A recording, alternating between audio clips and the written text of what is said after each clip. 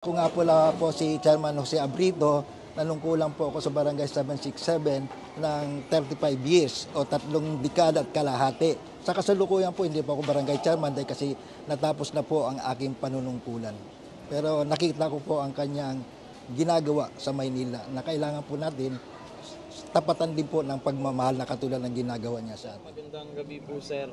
No, base po doon sa karanasan po ninyo, sir, sa haba ng panahon ng pagiging chairman po, ano po yung masasabi niyo po sa ginagawa po ni Miss Mara Tamundong? Dito lang po ako nakasaksi ng isang taong hindi naman po siya empleyado ng gobyerno o nanunungkulan sa gobyerno, pero all year round po siya tumutulong sa mga Manileño. Lalong-lalo na po ang malasakit niya sa mga senior citizens at sa mga kabataan at sa iba pang sektor ng lipunan natin na binabayaan ng kasalukuyang nanunungkulan. Ako po nanungkulan po ako ng 3 dekada at kalahati. 35 years po ako bilang sa punong barangay. Marami na rin po ako nakasalumuhang humarap sa barangayan na nanangako na sila ay magtataguyod ng tunay na reforma sa Maynila.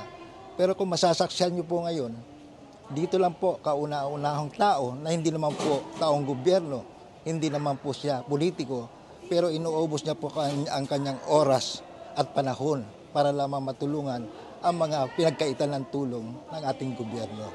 Sana po tayong mga Manileño, matuto na po tayo.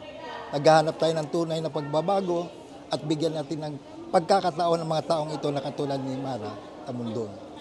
Wala na po tayong makikitang tao na magmamahal na katulad na ginagawa niya na araw-gabi tumutulong po siya.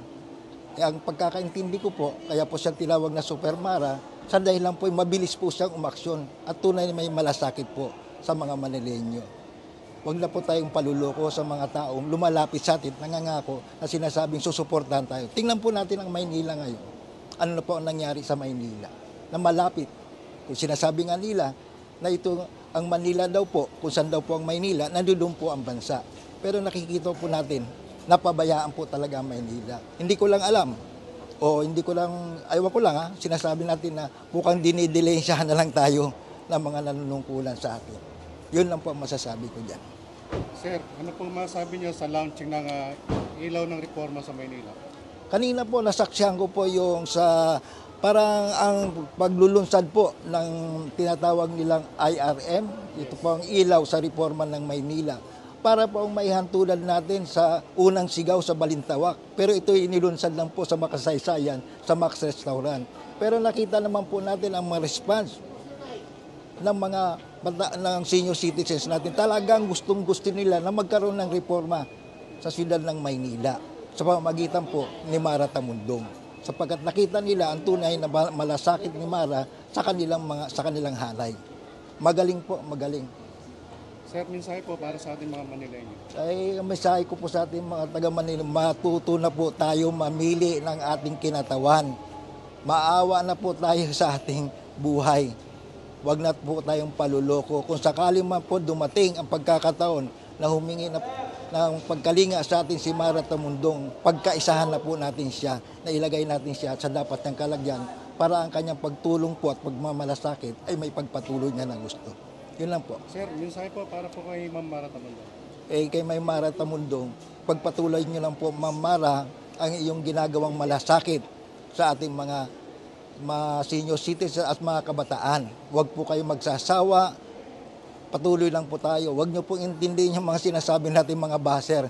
Naiingit lang po yan sila sa inyo sapagkat ikaw lang po ang may katangian na ganyan. Hanapan niyo ako ng isang tao na nanunungkulan na katulad wala po tayong makikita. Dito lang po si Mara. Kaya patuloy ka lang, huwag ka lang huminto sa pagmamahal sa iyong mga kababayan. Maraming salamat po, sir. Oo. Pangalan niyo na lang po. Ako nga po si Chairman Jose Abrito, nanungkulan po ako sa Barangay 767 ng 35 years o 3 dekada at kalahati. Sa kasalukuyan po, hindi po ako Barangay Chairman dahil kasi natapos na po ang aking panunungkulan. Pero nakita ko po ang kanyang ginagawa sa Maynila na kailangan po natin tapatan din po ng pagmamahal na katulad ng ginagawa niya sa atin.